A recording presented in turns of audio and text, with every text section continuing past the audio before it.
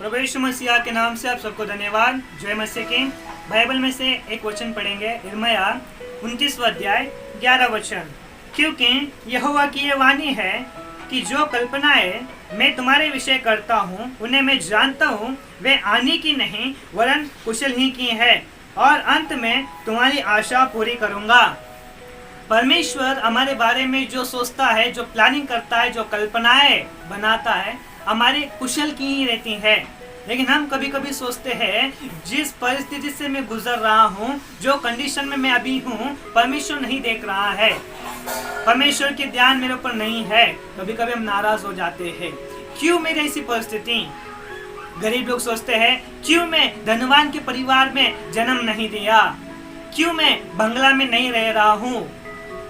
ऐसे इंसान के अंदर अलग अलग प्रकार के प्रश्न आते हैं। लेकिन मैं आपको कहना चाहता हूँ कि परमेश्वर हर एक इंसान की जिंदगी में जो भी प्लान करता है, जो भी सोचता है, वो उनके कुशल के लिए सोचता है। गरीबी में रह रहे हो, तुमको जिस परिस्थिति में रखा है, झोपड़ी में रख सकते हैं या चाली में रख सकता है, किधर भी रहो, तुमको परमेश्वर कुछ देखना चाहता है। धनवान लोग हैं, धन संपत्ति दौलत सब कुछ है, लेकिन उनके पास जो है कुशल तरीके से रहने का तरीका नहीं मालूम, शांति समाधान से रहने के लिए उनके पास कुछ चांस ही नहीं है।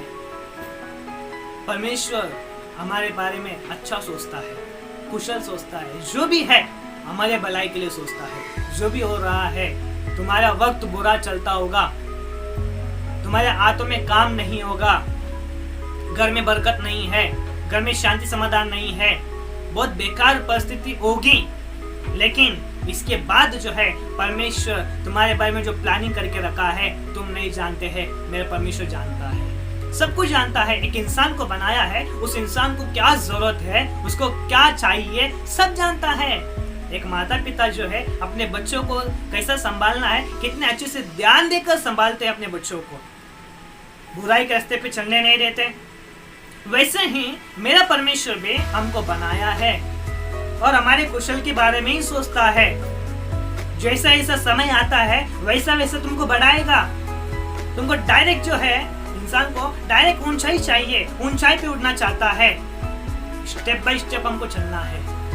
डायरेक्ट ऊंचाई पे जाओगे, अनुभव नहीं मालूम रहेगा, कैसा संभालना है कैसा नहीं समझ में नहीं आएगा।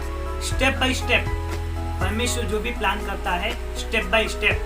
छोटा लड़का है, 5 साल का लड़का, उसके हाथों में 2000 का नोट दो, उस 2000 के नोट को वो कैसे इस्तेमाल करना उसको नहीं आता।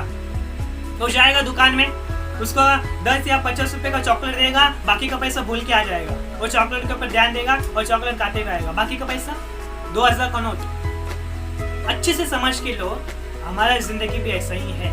परमेश्वर जो है हमारी जिंदगी में भी थोड़ा अच्छा प्लानिंग कर हमको बढ़ाना चाहता है। तुरंत आसमान को छूने की कोशिश मत करो।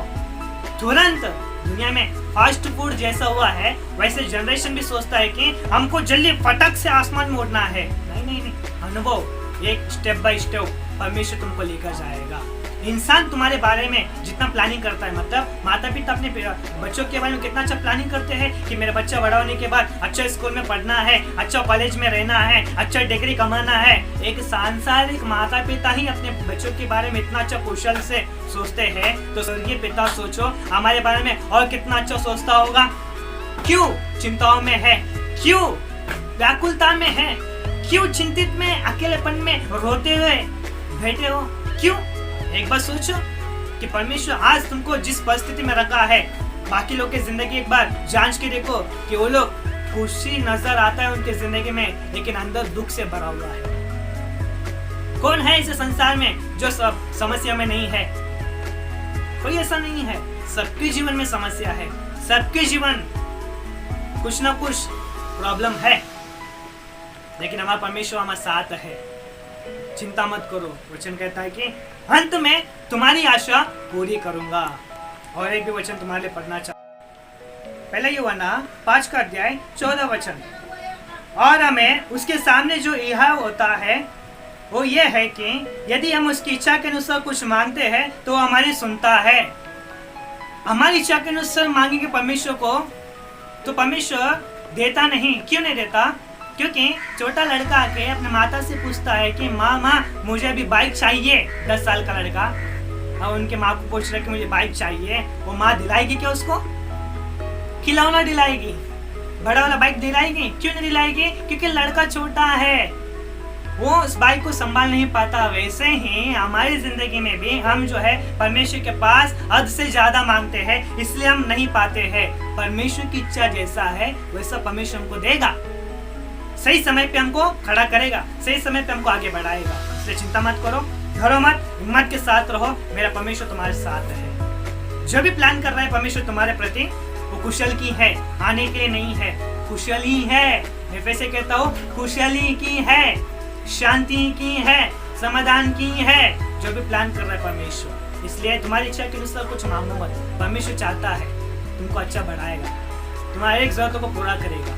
मैं आपके लिए प्रार्थना करना चाहता हूँ, आंख बंद करेंगे, प्रार्थना करते हैं। पवित्र पवित्र पवित्र सेनाओं के यहोवा धन्यवाद करते हैं। खुदा परमेश्वर, आप हमारे प्रति जो कल्पनाएं बनाते हो, जो प्लानिंग करते हो, वो कुशल की है पिता। हम ही कभी कभी परमेश्वर आपको गलत समझते हैं, हम कुड़कुड़ाते हैं कि परमेश्वर का ध्यान हम पर नहीं है, हम दुख में जी रहे हैं।